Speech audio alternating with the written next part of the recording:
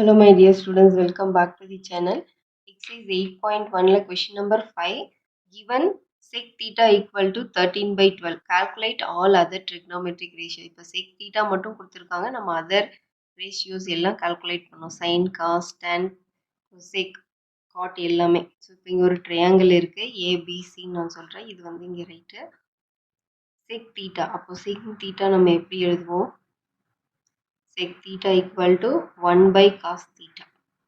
இப்போ cos theta ஓட inverse தான் sec theta. அப்போ நம்ம cos என்னது ஆக்சுவலி cos theta வந்து adjacent by hypotenuse. அப்போ sec theta வந்து இதோட inverse hypotenuse by adjacent. So இப்போ வந்து இந்த ஆங்கிள் வந்து தீட்டான்னு எடுத்துக்கலாம். இது தீட்டான்னு வச்சுக்கோங்க. இதுதான் ஆங்கிள் தீட்டா.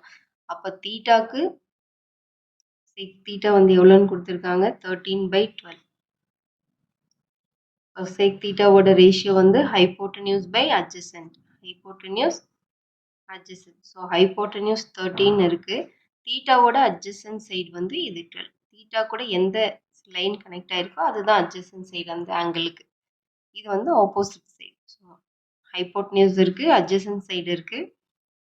இப்போ வந்து நம்ம இந்த சைடு BC கால்குலேட் பண்ணோம். ஸோ BC கால்குலேட் பண்ணுறதுக்கு again Pythagoras theorem hypotenuse square equal to AB square plus BC square. AC தெரியும் 13 ஸ்கொயர், AB தெரியும் 12 ஸ்கொயர் ப்ளஸ் BC ஸ்கொயர்.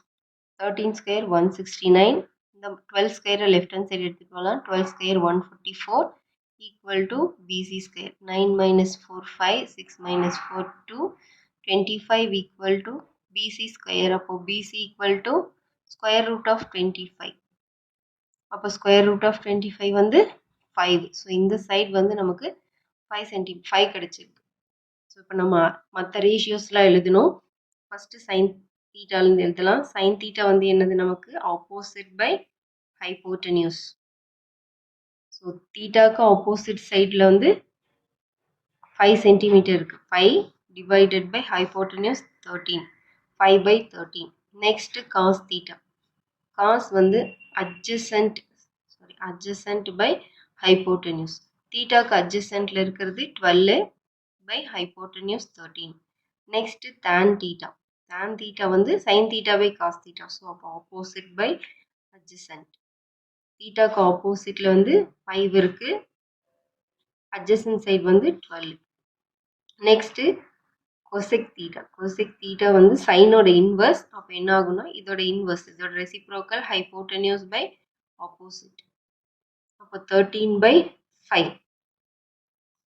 நமக்கு சேக் தீட்டா கொடுத்துட்டாங்க. நெக்ஸ்ட் காட் தீட்டா மட்டும் எழுதணும். காட் வந்து டேனோட இன்வர்ஸ் தான் cot. So adjacent by opposite.